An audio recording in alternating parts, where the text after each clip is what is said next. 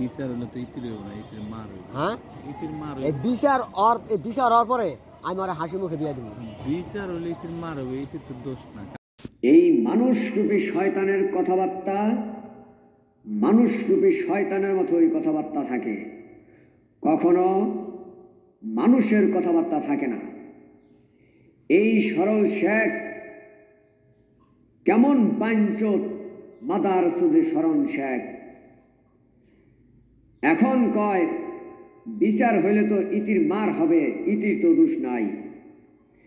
এই মাদার সুদের বাচ্চা শরণ শেখ পাঞ্চত, ইতির যদি কোনো দোষ না থাকে তাহলে ইতিকে কেন ওয়াসিমের ঘরের মধ্য দিয়া একটা বছর পর্যন্ত রাখাইলি? আল্লাহ তাআলার 30 পারা পবিত্র কোরআন দিয়া এই মাদারচোদের বাচ্চা শরণ শেখ মাদারচোদ ওয়াসিমের জীবনটারে এলোমেলো কেন করলি? ইতির যদি দোষই না থাকে, আজকে কস বিচার হইলে ইতির মার বিচার হবে, তাহলে ইতিকে যখন দেওয়ার চেষ্টা করলো ওয়াসিম ইতির মায়ের ঘরের মধ্যে, তাহলে তো ইতির সম্মান বেড়ে যায়, নূরজাহান বেগমের সম্মান বেঁচে যায়।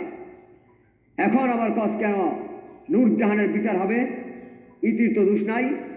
এই মাদারচোদের বাচ্চা শরণ শেখ, তোর হাতের কবজা কেটে ফেলবো আমি ওয়াসিম।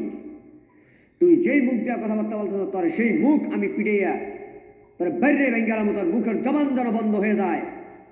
এই দুনিয়ার জমিনে যেন তোর এই মুখ দিয়ে কোনোদিন কথাবার্তা বলতে না পারস, জরুরি কথাবার্তা, সেই জন্য তোর মুখের জবানও বন্ধ করে দিতে হবে। মাদারচোদ শরণ শেখ বাঞ্চোদের বাচ্চা বাঞ্চোদ, তোর হাতের কবজাই কেটে ফেলবো, খান গিরব। তুই যেই হাতটা ইতিকে বের করে দিয়েছিলি ইতিকে দোষী করে, আজকে কস ইতির দোষ নাই, নূরজাহানের অপরাধ।